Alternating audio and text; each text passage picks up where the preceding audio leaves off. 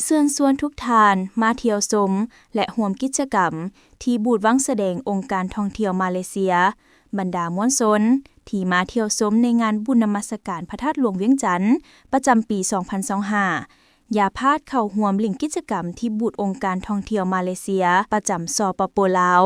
เพื่อลุ้นขับรางวัลและของที่ระลึกจากองค์การท่องเที่ยวมาเลเซียและบริษัทท่องเที่ยวมาเลเซียฟรีนับแต่วันที่1หาวันที่5 2025ที่เดินพระธาตุหลวงเวียงจันทน์ใกล้กับแคนใหญ่ติ๊บเขาใหญ่และใกล้กับบูธพระมีเลียนท่านนางโสดาลีจันทวงศ์หัวหน้าการตลาดขององค์การท่องเที่ยวประจำลาวได้แสดงทัศนะเกี่ยวกับการเข้าร่วมวางแสดงครั้งนี้ว่าวันนี้เรามาร่วมงานบุญธาตุหลวงประจำปี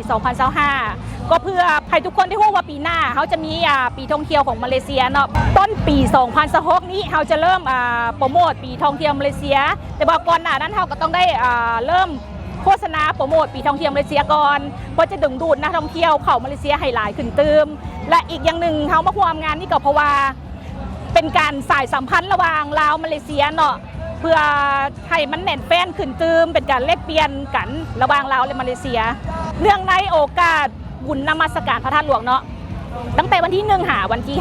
5เดือนพฤศจิกายนนี้เนาะเขาขอเชิญชวนให้ทุกท่านเข้ามาร่วมงานเรามาเข้าร่วมงานแล้วก็เข้ามาเยี่ยมยามบูธของมาเลเซียของพวกเขาเพราะว่าเขาจะมีกิจกรรมหลากหลายอย่างเนาะลิ้นเกมบอเขาจะมีการแจกเสื้อเขามีการแจกพวงกุญแจกระเป๋าหรือว่า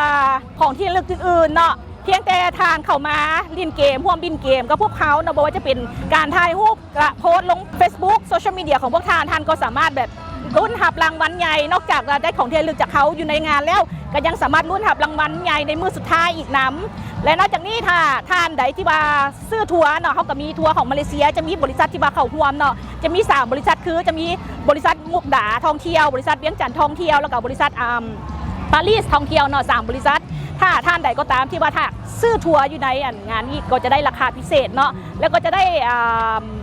ของที่ระลึกจากองค์การท่องเที่ยวมาเลเซียแล้วก็จากบริษัททัวร์เดี๋ยวพลเกี่ยมมาให้ในงานนี้โดยเฉพาะเลยขอเชิญทุกคนมาร่วม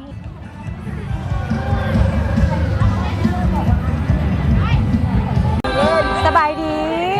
ข้าพเจ้าเองชื่อมุกดาวันเด้อมาจากบริษัทมุกดาท่องเที่ยวเนาะมื้อนี้เขาก็ได้มีโอกาสได้มาร่วมเปิดบูธในงาน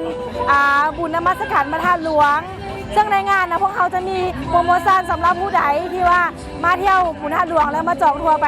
มาเลเซียน้ำเฮาเนาะเพราะว่าจะเป็นโปรแกรมใดก็ตามซื้อทัวร์มาเลเซียปุ๊บเขาจะแถมโปรโมชั่นพิเศษก็คือแถมกระเป๋าเดินทางเนาะ1 หน่วยแล้วผู้ใดที่ว่ามาเที่ยวบุญนมัสการพระธาตุหลวงแล้วมาแวะบูธของเขาก็จะมีโปรโมชั่นแถมกระเป๋าให้ยังมีเลยงามๆมีเลยทุกคนเลยเด้อผู้ใดที่มาแวะก็อย่าลืมมาแวะหามุกดาได้เด้อเขาแถมกระเป๋างามๆให้เด้อครับใจเฮามาจากบริษัททัวร์เนาะเวียงจันทร์ท่องเที่ยวเนาะทางเฮาจะมาร่วมกับ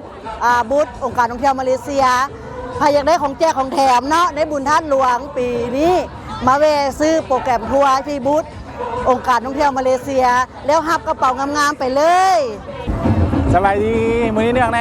บุญนมัสการพระธาตุหลวงเวียงจันทร์ปี 2016 เนาะพวกเราบริษัทท่องเที่ยวปารีสนำมาร่วมงานมาเลเซียทัวริซึมเนาะที่จัดงานขายโปรแกรมเที่ยวมาเลเซียเนาะพวกเราจะมีทางโปรแกรม3ประเทศและก็2ประเทศนำกันเนาะผู้ใดสนใจอยากจองทัวร์ไปเที่ยวมาเลเซียลุ้นรับเสื้องามๆไปได้เลยเจ้าเนาะหรือว่าผู้ใดที่สนใจจะมาสอบถามรายละเอียดเพิ่มเติมได้ที่สถานที่นี้เลยบุญนมัสการพระธาตุหลวงเวียงจันทร์และกับบูธมาเลเซียของพวกเราอยู่นี่เนาะ